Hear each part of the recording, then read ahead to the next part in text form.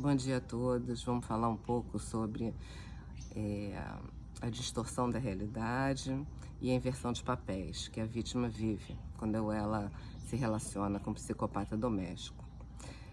Os estudiosos falam que os transtornos de baixa consciência, né, quer seja o transtorno de personalidade narcísica ou o transtorno de personalidade antissocial, principalmente, né, eles nunca vêm sozinhos, eles não costumam não vir sozinhos, né? Eles vêm normalmente acompanhados de outras patologias, né?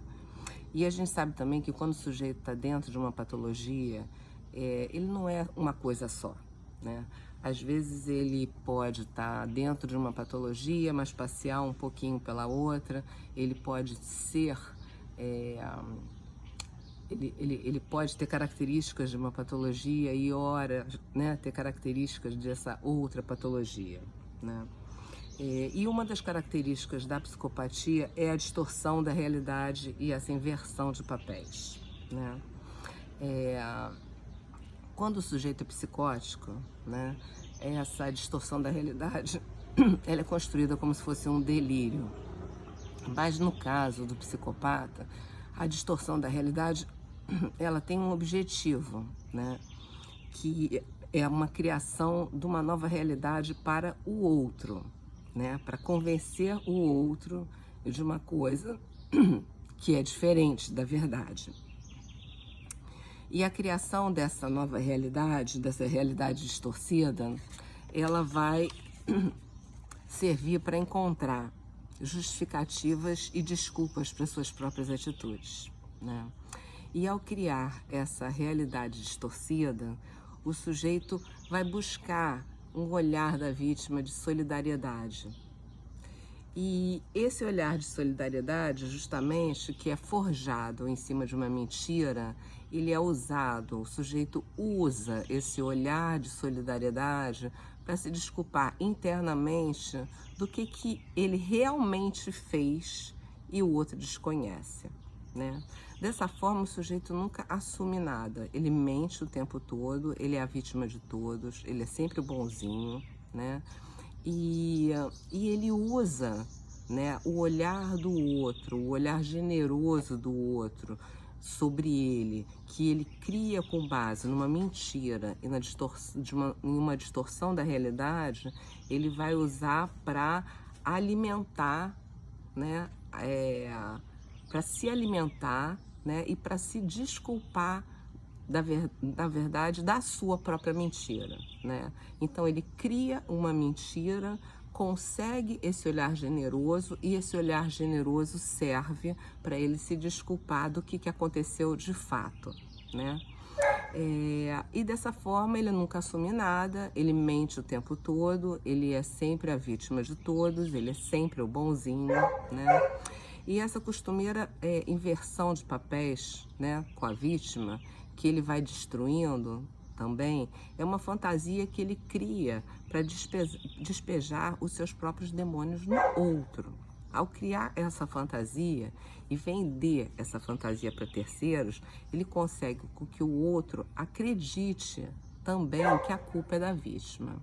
Então, além dele fazer esse jogo, né, diretamente com a vítima, que vive eternamente uma mentira, acreditando na visão distorcida da realidade, ele também faz esse jogo com terceiros, sempre invertendo o papel entre ele e a vítima, aonde que ele nunca é culpado de nada e ela que, na verdade, é a pessoa desequilibrada, é a pessoa que vai ser sempre culpada de tudo, né?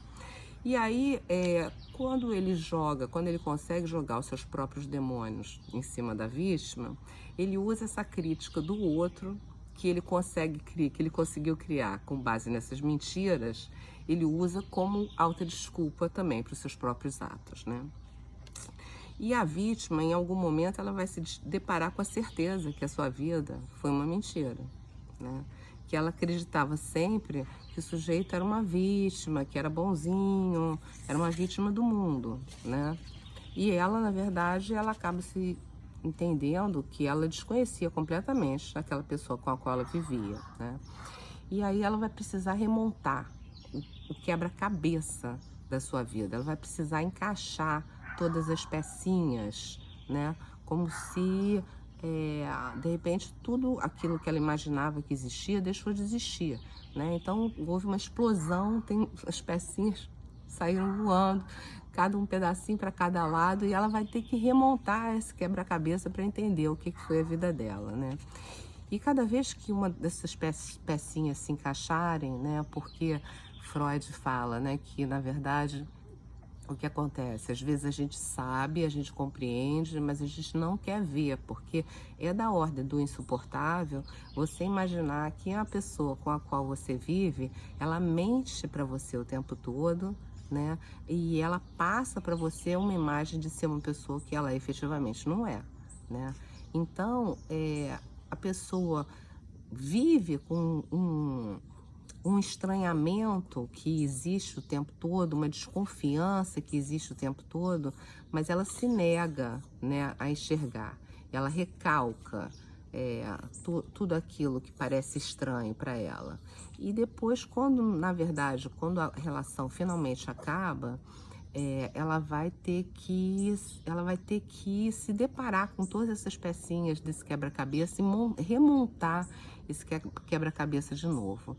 E às vezes, quando ela encaixar uma pecinha, né, importante num determinado lugar do quebra-cabeça, ela vai se deparar com coisas horrorosas, né?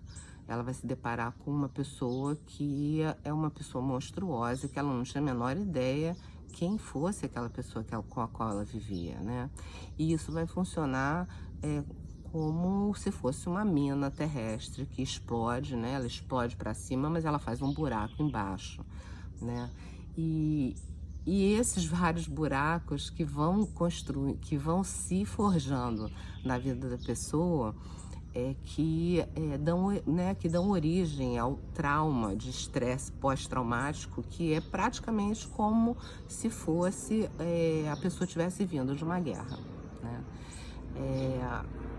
E aí não tem jeito, né? Quer dizer, se curar de um trauma desses, né? Desse trauma de estresse pós-traumático, de forma nenhuma vai ser uma coisa fácil, né? Vai ser uma coisa que vai ter que ser muito trabalhada, né? Vai precisar de muita terapia, de muita compreensão, de muito mergulho dentro de si próprio e de muita ressignificação da sua história, do seu passado. Tá bom, gente? Bom dia.